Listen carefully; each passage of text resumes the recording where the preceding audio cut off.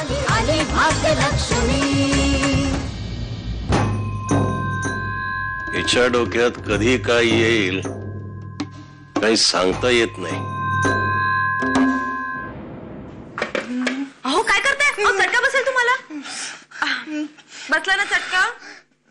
लागलं का खूप? गरम आहे. गरम असणारच. बघा असं बघायचं. हे बघा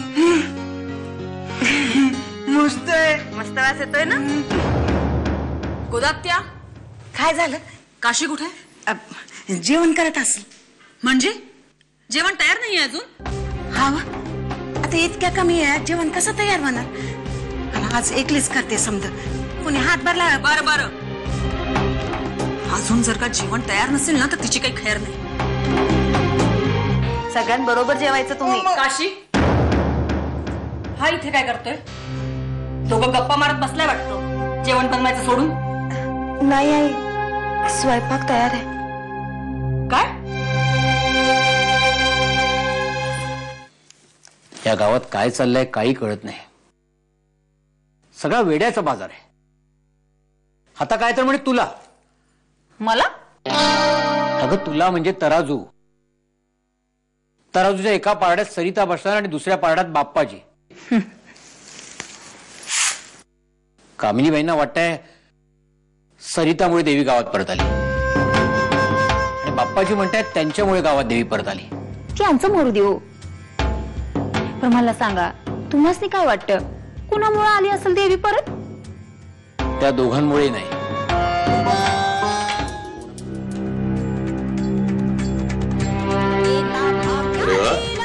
कोबीची भाजी का? वा वा वा. आज सगळा स्वयंपाक काशीने केलाय. काय सांगतेस? आता गंमत येणार. एकदा का या सगळ्यांना जेवण तिखट आणि खारट लागलं की सगळे ओरडतील या सटवीला.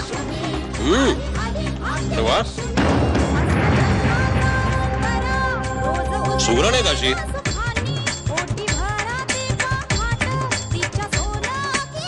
मस्त जेवण बनवलंय. वा. काय काही अगं सुरुवात कर ना.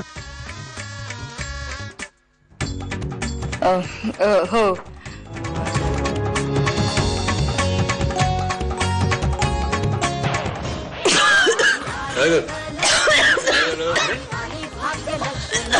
पाणी घे पाणी. काय झालं?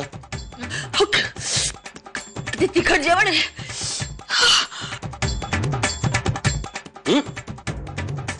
आम्ही तेच जेवण जेवतोय. ते तू जेवतेस ते तिखट कसं असेल?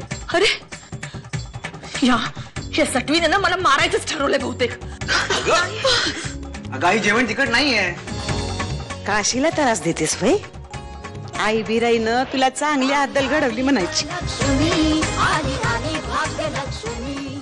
जय हो बाप्पाजी. गुरव.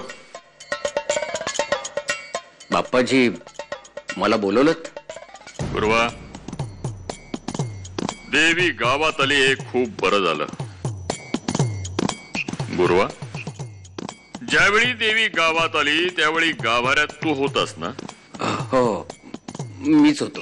याचा अर्थ भिराईची मूर्ती देवळात कशी आली हे तुला माहीतच असणार. बाप्पाजी देवी काशीच्या पायगुणामुळे परत आली. जर काशीकडं खरंच अशी शक्ती असेल तर तिला लवकरात लवकर संपवायलाच पाहिजे.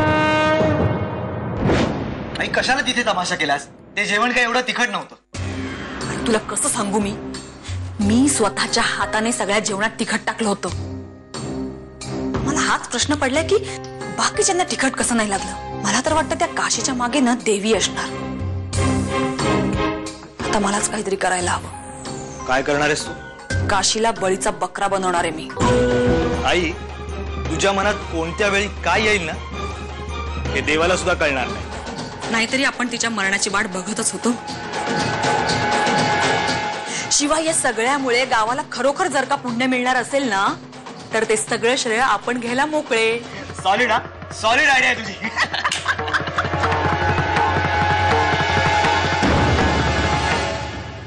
आली भाग्यलक्ष्मी.